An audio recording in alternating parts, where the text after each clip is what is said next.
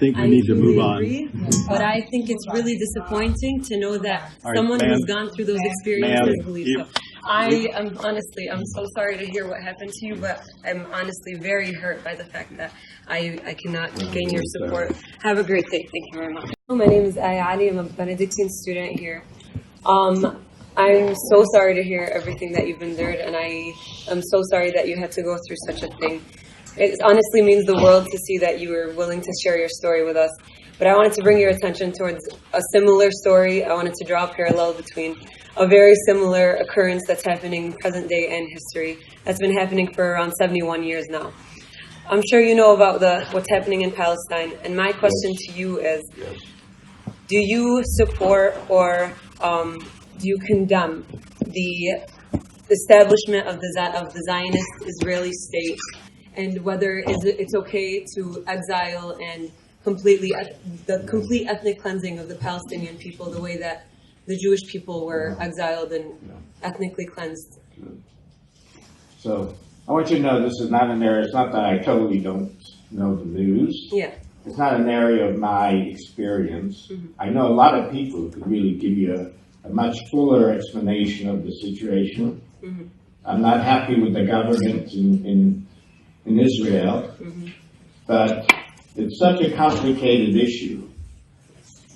And I've been mostly really involved in interreligious dialogue between the different religious traditions and how what they can do to help bring about peace. So, for example, we know now that Pope Francis was just present with the signed major statement with the Grand Imam of Cairo, and that those kind of issues, and there are many Jews involved working in interfaith centers who are working on this very issue, trying to help create peace.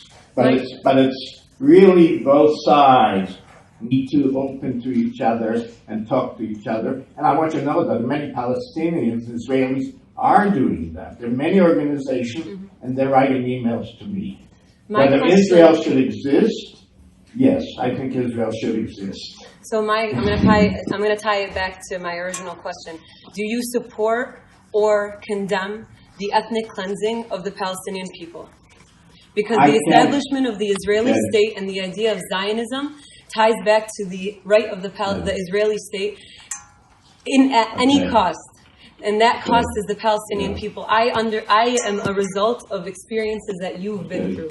I am a survivor of the Intifada, and that is way after 1948 when the Palestinian land was occupied. I went through minimal amounts of things that the Palestinian people historically went through, and I'm asking you, and it's disappointing to know that a Holocaust survivor would remain neutral in a situation of injustice. It's not a matter of neutral. It's a matter of, I think the two sides have to really, who are much more experienced than I, it's not total guilt or innocence on either side. The establishment of Zionism. That's my feeling, and also that there are people who are much more expert in this. And I always feel I'm asking for your personal opinion. That I shouldn't be. No, so I feel. It's one thing I feel. So let me tell you. Sometimes I feel people have this very strong opinion on issues on which they don't have sufficient knowledge. And I'm always troubled by that. And this is an issue that I don't have enough knowledge to say a yes or no answer. I think it's very complicated. And there are many people who are hopeful that this will happen, that there'll be two states, and ultimately they will live in peace. That's all I can tell you. I think we need to move on. Agree, but I think it's really disappointing to know that someone ma'am. who's gone through those experiences Ma'am, believes so. I'm so sorry to hear what happened to you, but I'm honestly very hurt by the fact that I cannot gain your support. Have a great day. Thank you very much.